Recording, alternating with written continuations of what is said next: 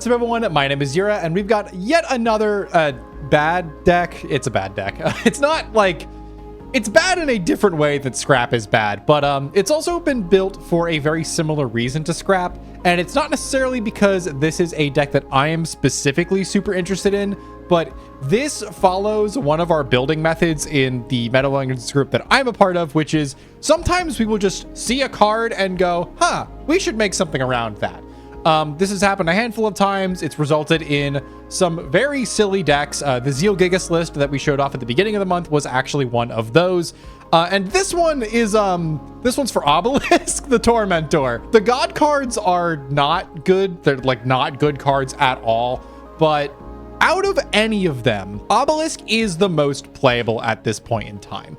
Obelisk is like actually kind of a weird card to talk about because unlike Slifer and Ra at this point in time, Obelisk does actually see a little bit of play. I know it was a boss monster for Cleafort a couple years after this, but in this format, we do actually have a fairly decent way of just fielding 3 monsters. You might have seen that in the hero video when we talked about Plasma as a potential answer to some decks around in the format, and that deck can absolutely field 3 monsters at a time between like Malicious and A Hero Lives and Bubble Man. This is not quite that.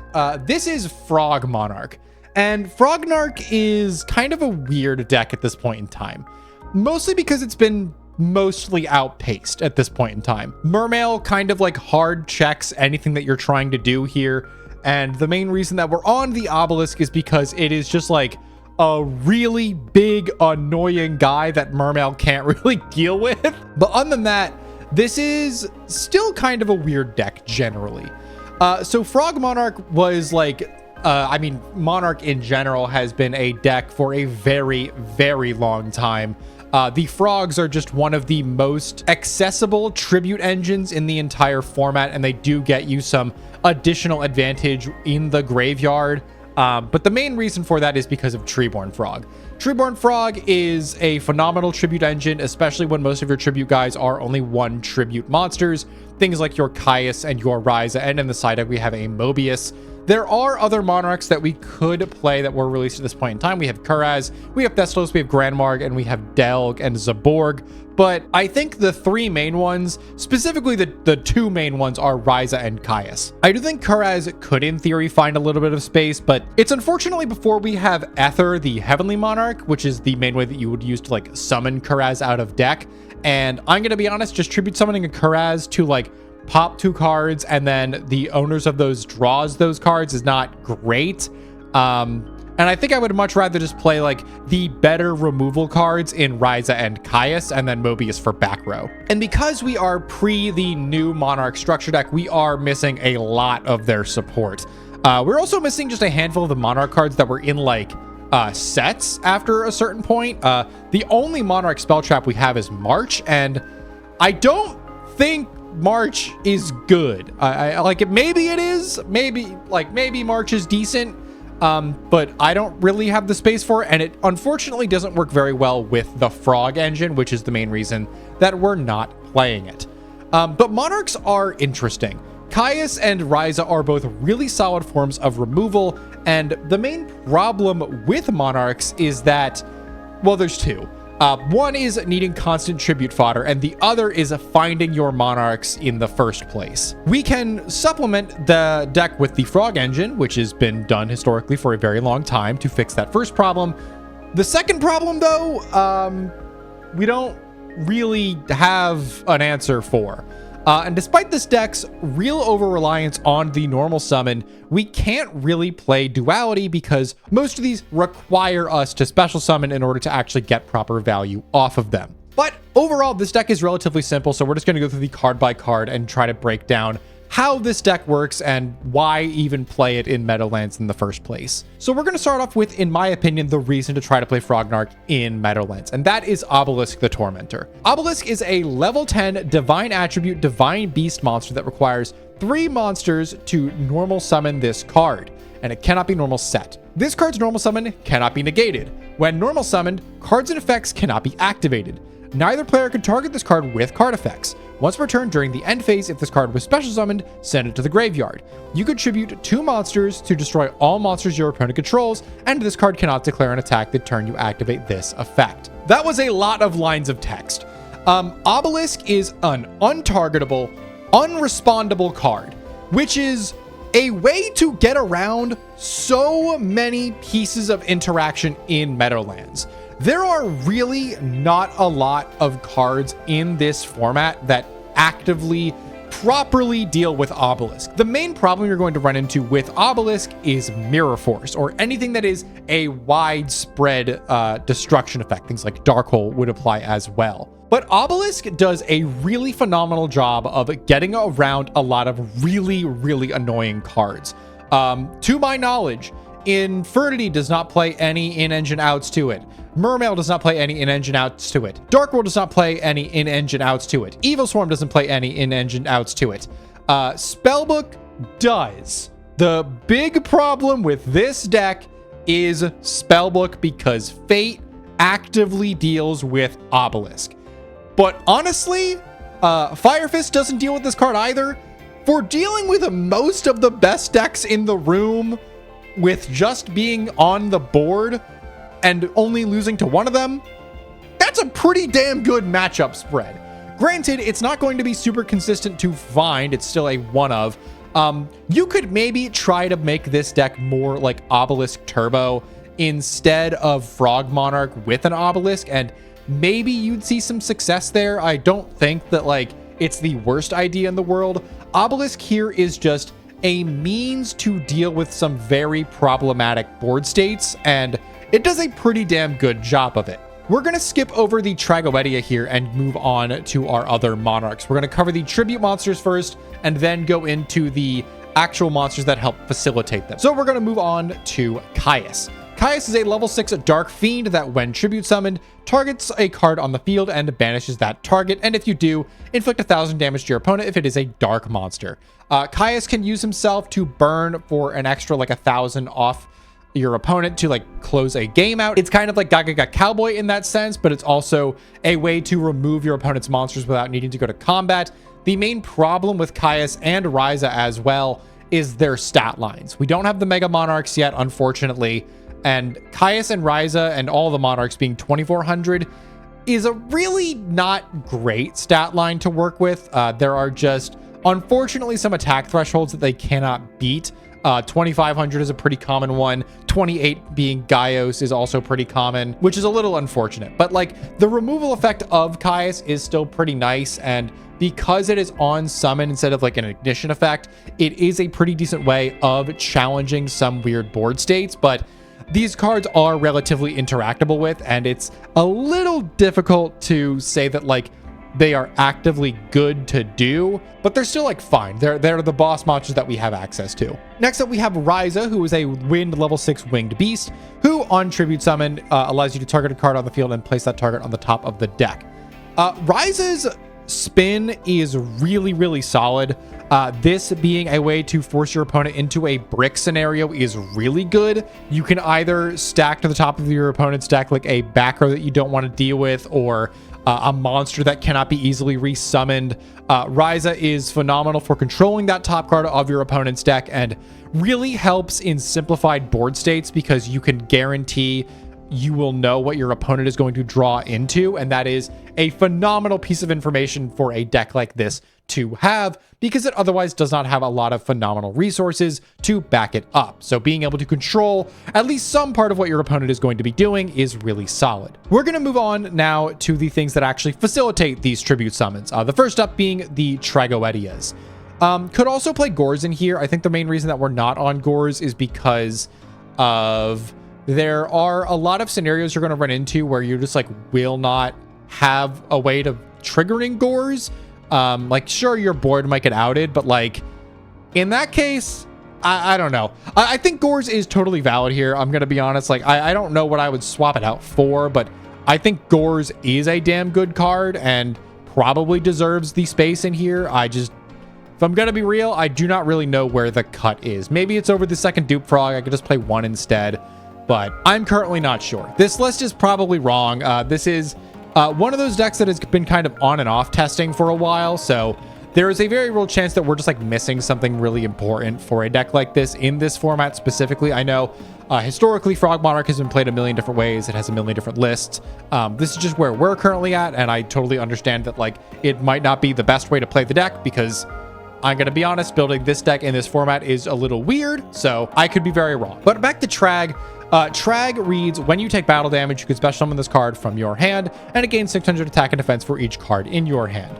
Once per turn, you can send a monster from your hand to the graveyard, then target a face-up monster your opponent controls with the same level of the sent monster had in the hand. Take control of that face-up monster. Once per turn, you can target a monster in your graveyard. This card's level becomes the same as that target's until the end of this turn. Trag's other two effects, apart from its first effect, are okay, but not super important. The main important part of Tragoedia is that first effect of special summoning itself when you take battle damage. This is a great way of staving off a note decay and setting up your field presence for going into a tribute summon for the next turn. Overall, I like this card a decent amount. It is really solid. It has a lot of really good applications and generally is just a really phenomenal defensive card. It's one of the same reasons why I would be considering Doors. They have very similar special summon conditions. It's just a matter of finding what card we would want to cut for that Gores for me to actually feel pretty decent about it. Onto the Frog engine, though. We are on 3 copies of Swap Frog. This card can be special summoned from your hand by discarding one other water monster, and when this card is summoned, you can send a level 2 or lower water aqua monster from your deck or face-up field to the graveyard. Once per turn, you can return one monster you control to the hand, then you can normal summon a frog monster during your main phase this turn, except for Swap Frog. In addition to your normal summon or set, and you can only gain this effect once per turn.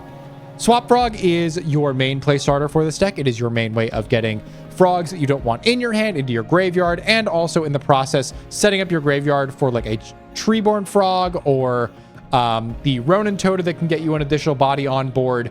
Swap Frog is a phenomenal starter, and it also giving you that extra normal summon is really not terrible. It gets the Swap Frog back into your hand to do its discard to special summon again, which is really not terrible. I like this card quite a lot. I don't think I'd ever play any less than 3. The general Frog engine that we're on here, I think, could maybe still use a little bit of tuning. I know a friend of mine is on, I think, the 3rd dupe. I might be wrong about that, but definitely still some tinkering to be done here. But personally, I'm pretty okay with where things are at. Next up, we've got 2 copies of Ronin Totem. This card cannot be used as synchro material, and it becomes Death Frog while on the field. And if this card is in your graveyard, you can banish a frog monster from your graveyard in order to special summon this card. This is just another great way of getting your tribute material online, and it's also really solid Xyz material for our rank 2 package, which we are playing a healthy amount of. We've also got 2 copies of Dupe Frog, which becomes Death Frog while on the field, and monster your opponent controls cannot target monsters for attacks except for this one. And when this card is sent from the field to the graveyard, you can add a frog monster from your deck or graveyard to your hand, except for Dupe. The Dupe block is not super relevant here.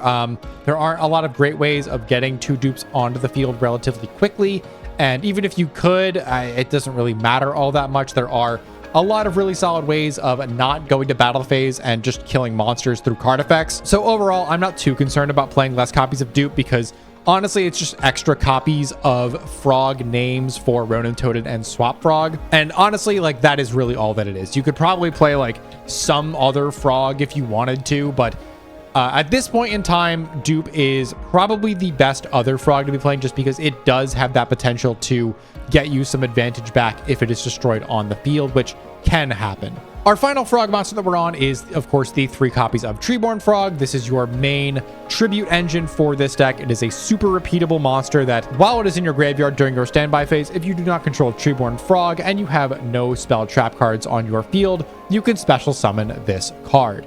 This card works great alongside a couple of cards in our deck, but mainly it is our main tribute fodder because otherwise it isn't really doing a whole lot on board, and the additional copies of it can be used to banish for a copy of Ronin Toad. The other monsters that we're on in the deck are 3 copies of Battle Fader to, much like Tragoedia, just provide a little bit of extra tribute materials while also stopping our opponent from attacking, and also 3 copies of Maxi because this deck really wants to find as many cards as physically possible as often as it can.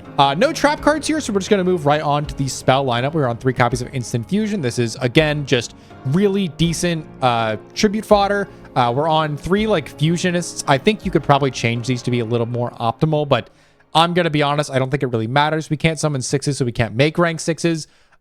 There isn't really a reason why we're on the fusionists. It's just an instant fusion target that cannot be hit by bottomless, which is pretty nice.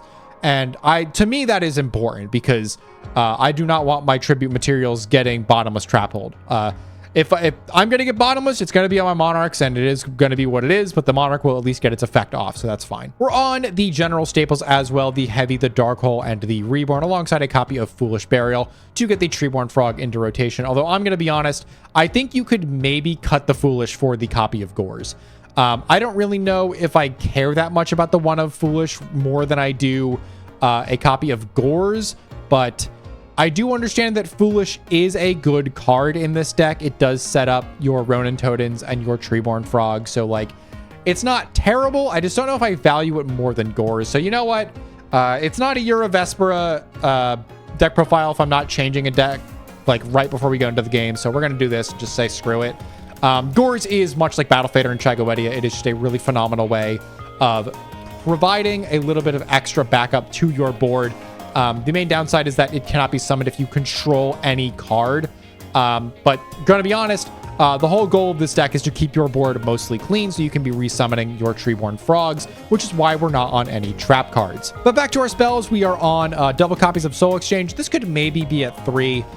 It's just not always live, unfortunately, so I'm not super sold on it, but Soul Exchange is really nice. It is kind of our stand-in for the Monarch Stormforth because we don't have it.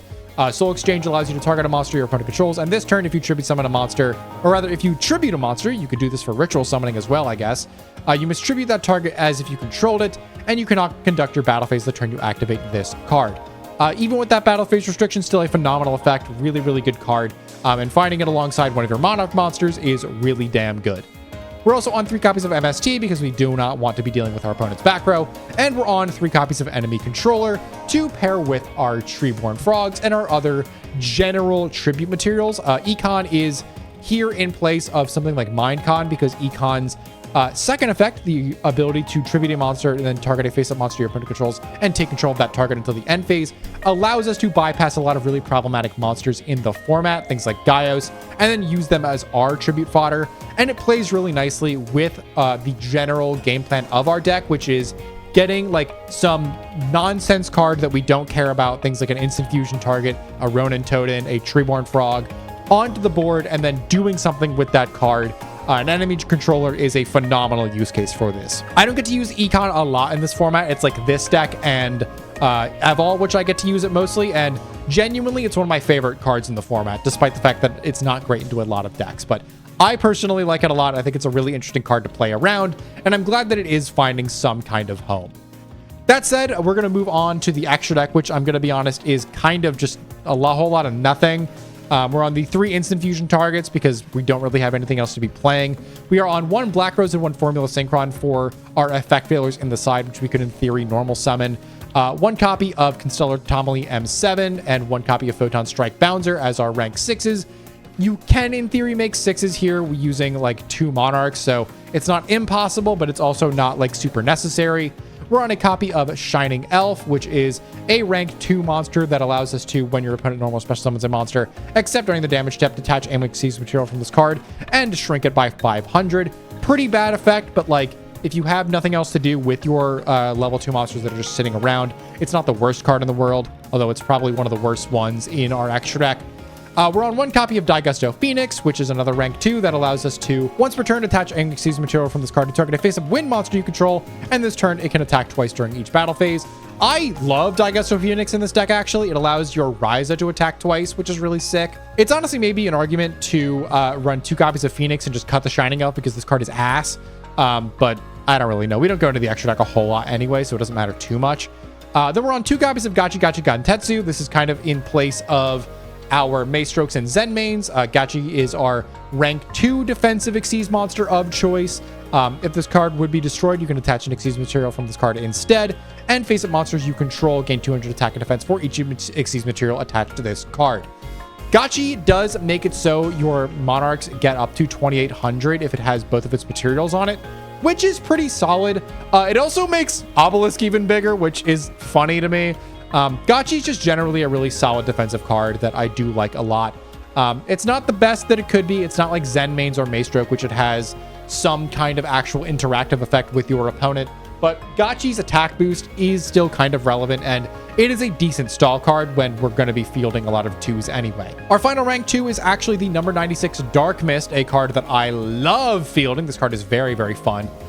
Dark Mist is a rank 2 with 100 attack and defense and requires 3 level 2 monsters. And once per battle, when an attack is declared involving this card and an opponent's monster, quick effect, you can attach an excuse material from this card, have the attack of the opponent's monster, and if you do, this card gains that same amount of attack.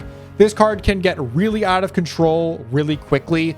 If it survives like 2 battles, it is going to be like really big and really annoying to deal with. If it gets that third of material off of it, then it's going to be like bigger than Obelisk half the time, but it also doesn't have any protection on it. It's just kind of like a weird way of getting over high attack monsters that don't have a lot of interaction with them. So there are use cases for it, although it is kind of weird to make. You functionally have to do the exact same thing that you would do to summon the Obelisk, but sometimes you just don't have the Obelisk in hand, so it is what it is. Then we have our rank 1s. We don't go into the Galaxy Queen a whole lot, but we are on double copies of Slacker Magician. This is the rank 1 monster that is our defensive tool. Slacker Magician cannot be destroyed by battle once per turn, and during either player's turn when a card or effect is activated that targets this face-up card, you can attach an excuse material from this card and negate the activation, and if you do, destroy that card. That is really solid, actually. The problem is that it requires your opponent to target it, and they can just like not do that. It's not that big of a monster that they can't just run over it, and functionally like doing that and targeting this card is just kind of asking to like get your thing negated. So I don't know. It doesn't really like, it doesn't come up a whole lot. I might as well cover the Galaxy Queen, although I'm going to be honest, I don't think I've ever made this card. This is a rank 1 that requires 3 level 1s, and once per turn, you can attach an excuse material from this card, and until the opponent's next end phase, the monsters you currently control cannot be destroyed by battle, and if they attack a defense position monster, they inflict piercing damage. I'm going to be honest, getting 3 1s onto the board is very difficult in this deck.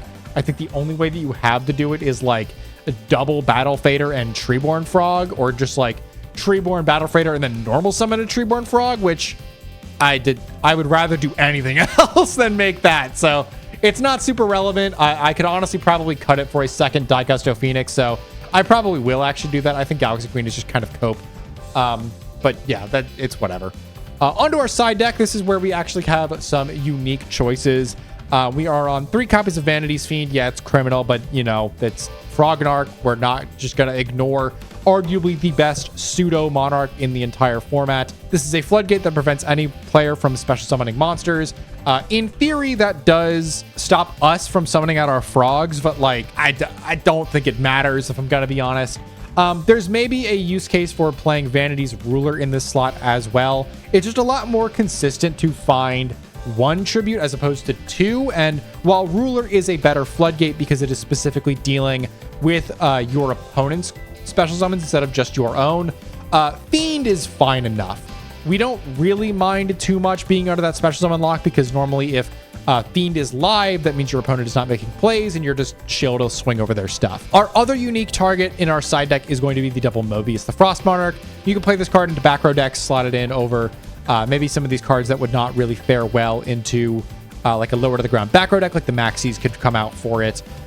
Things like Fire Fist, I think Mobius is like decent into. Same with the Effect Veilers. This is just like a solid neutral game hand trap that is decent into a handful of decks that is just can slot in over the Maxi. We're on 3 copies of Lightning Vortex for going second, and also for setting up our graveyard a little bit. 3 copies of Night Beam into those back row heavy decks, and 1 copy of Book of Moon, because while we can't play trap cards, we can still play chainable spells, which is decent enough. But with all that said, we're gonna hop into some games and see if this deck from the like legends of Yu-Gi-Oh's history can still compete with the metagame today. All right, we're putting Monarch up into Evil Swarm. This is maybe a bit of a weird matchup, but it is one that I actually do kind of enjoy. The Evil Swarm floodgates don't exactly hit Monarch, but like it does get to side into some things that do hit Monarch pretty well, and Monarch gets to play around some of the weirder Evil Swarm things pretty nicely, so it's got a nice back and forth.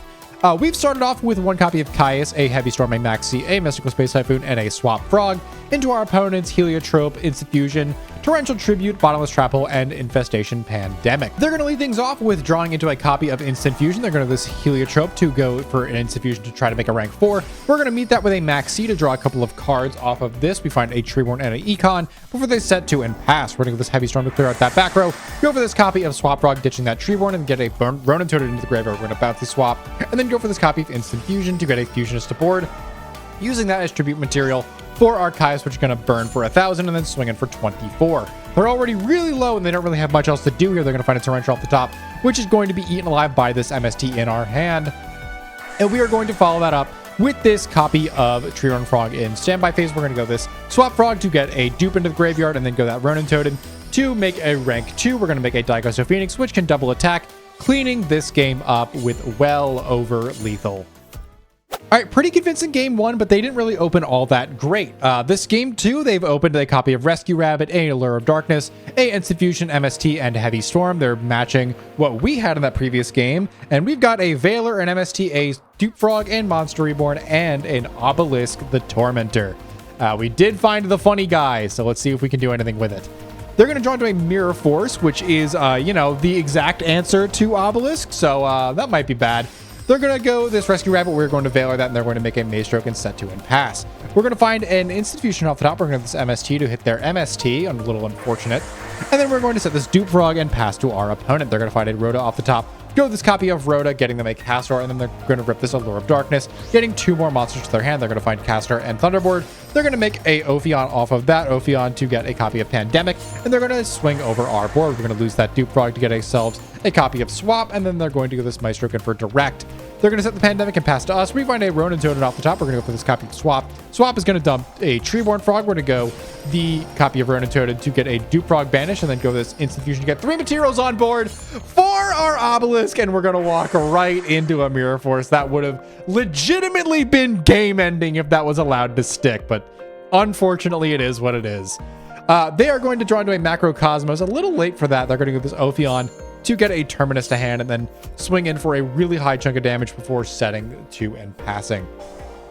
We're going to this Treeborn Frog. They're going to trigger the Macrocosmos. We are going to immediately rip that copy of MSG to get that Macro off board. We're going to go this copy of Ronin Toad, and then this Monster Reborn to get this Obelisk back for 1 turn.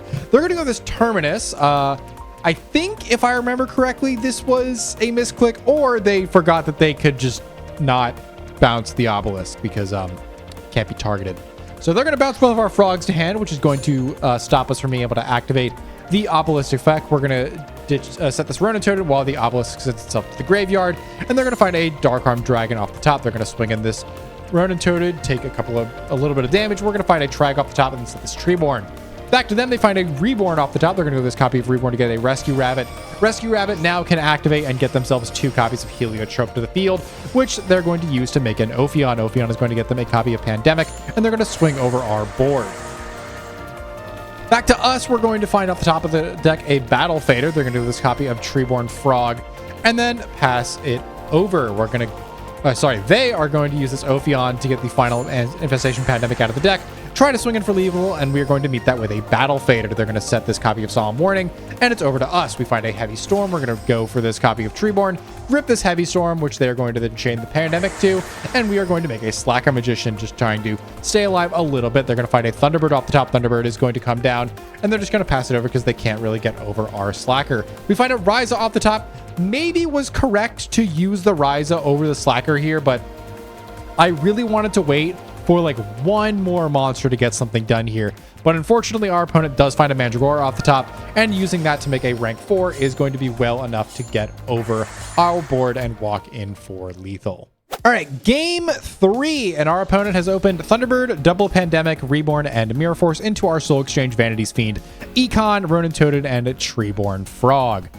It's up to us to go to first. We find another Econ off the top. We're going to set this Ronin Toaded and this enemy controller. They're going to find a Die-Fi, which they're going to rip, then summon out a copy of Thunderbird. Thunderbird is going to walk into our Ronin Toaded, and then they're going to pass it over to us after setting a Mirror Force. We're going to find a Trag off the top and set the second copy of Econ. We don't really want to get this Treeborn Frog into the graveyard just yet. We don't really want to give them a way to walk over our guy until we can off this Dimensional Fissure. We're going to tribute some of this copy of Vanity's Fiend and then walk directly into a Mirror Force. Really unfortunate there. And it's back to them, who then finds a rescue rabbit. We have nothing really to do here. They're going to go for double heliotrope, swing in for a huge chunk of damage, and we're going to wait until that very last attack to trigger this Tragoedia in hand to get us a little bit of board presence. We're going to summon that out. They're going to make an Ophion and set this Pandemic, and then grab themselves a copy of Terminus. They're going to set that Terminus and then pass it over to us. We're going to find a Dupe Frog.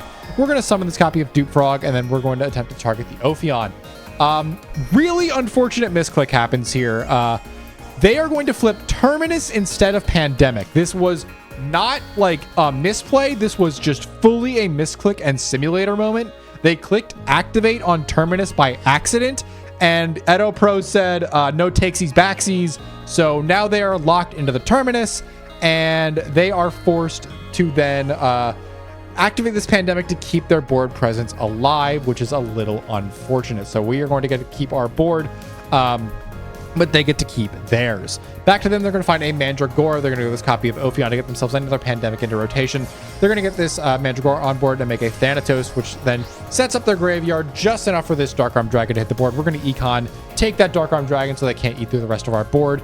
But we are really out of things to do here. We do find a Ryza off the top finally. We got the Soul Exchange. Soul Exchange using Ryza to spin this Ophion back to the deck, and we can't battle this turn, so we're just going to chill. Unfortunately, before we can wrap this game up on the following turn, they find Dark Hole to pair really nicely with this Infestation Pandemic, which is going to protect their monster from the Dark Hole and allow them to get our Ryza back from the graveyard and then walk in for lethal. So Frognarch is not ready yet, if I'm going to be just flat out honest. I think this deck definitely still needs a little bit more work before I am fully comfortable with it, but it is in a really interesting spot at the very least. I think it gets to access a lot of tools that not a lot of decks do get access to. I think Ryza and Caius are both really interesting boss monsters, and Obelisk, despite the fact that it was outed pretty much immediately, the only thing in that deck that outed Obelisk was Mirror Force, and they just happened to have Mirror Force. So it is what it is. Your opponent is just going to find Mirror Force sometimes, but had that been any other back row, I think we were walking that with that game 100 times out of 100. Like, Obelisk is a house in a lot of scenarios, and it was just kind of unfortunate that we both whiffed the 50-50 on the MST, and also it happened to be Mirror Force. But regardless, I am still really happy with how this deck is starting to perform. I think it definitely has a long way to go in order to get to a better position, but I am really liking the direction that it's going. So I'm not going to take up too much time here. I do think that there are not actually a lot of things that I want to say about this list. I think it just needs a lot more time in the oven and more time like actually playing against better decks so we can find out what the weak links are, what cards we're missing, what feels like is missing from this engine to really make it more complete. And if anyone in the comments has more ideas, I'm always happy to hear them. I am, again, not the greatest deck builder. I just find a lot of funny synergies, and I like doing a lot of deck building for this format, and I'm always open to ideas.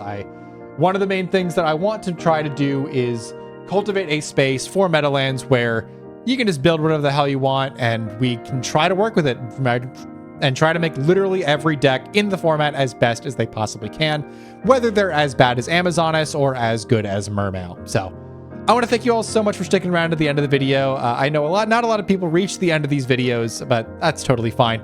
A lot of people see a deck profile and they want to go in and see the list and then go from there, and I get it. I do that too. But to anyone that does make it to the end of these videos, I do really appreciate it. It does mean the absolute world to me because knowing that people want to like hear me yap about this format that I do love so dearly is it does mean a lot to me. So I'm going to see you all in the next video where we're going to be covering a deck that I have been putting off for a very, very long time, and we're finally getting to it. We are finally going to cover Hieratic Gishki. So I will see you all tomorrow for that, and I'm going to hop on out of here. Bye-bye!